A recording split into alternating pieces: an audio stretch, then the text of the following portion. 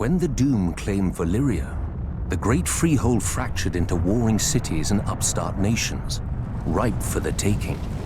Out of the east swarmed the Dothraki, the horse lords of the plains who feared only defeat and dragons. And now the dragons were all gone.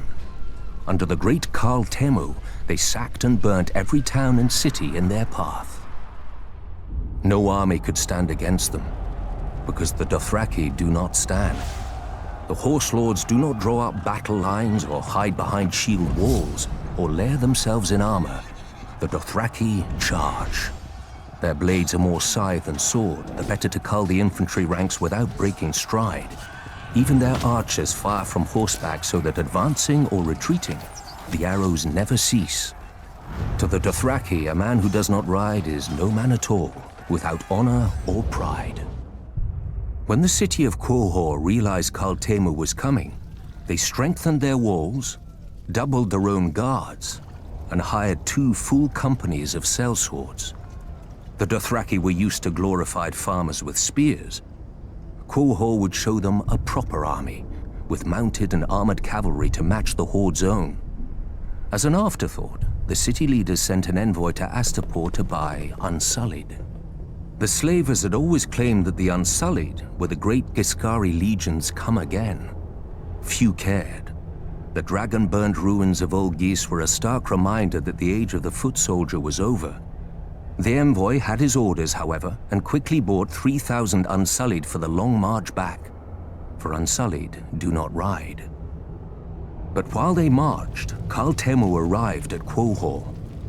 I can imagine how pleased the Khal was to finally face a challenge.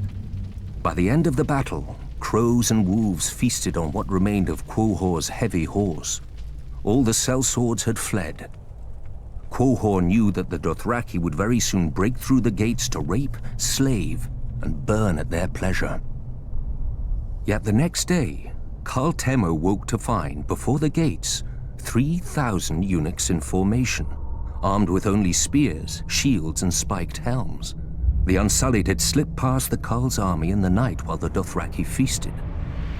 Khal Temu had many times their number and could easily have flanked the small force. But to the Dothraki, men on foot are fit only to be ridden down. 18 times the horse lords charged, and 18 times the Unsullied locked their shields, lowered their spears, and held the line against 20,000 Dothraki screamers. When the Khal's archers rained arrows on them, the Unsullied lifted their shields above their heads until the squall passed. And then they held the line. In the end, only 600 Unsullied remained, but more than 12,000 Dothraki lay dead, including Khal Temu and all his sons. The new Khal led the survivors past the city gates, where one by one, each man cut off his braid and threw it down before the feet of the Unsullied, defeated and shamed forever.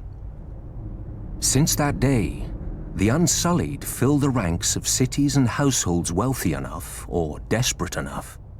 Sellswords fight for gold, knights for glory, and Dothraki for blood. To a man, the Unsullied fight only to obey. With the right master over them, imagine how the forces of chaos would break against their shields. The conquerors, the madmen, the usurpers.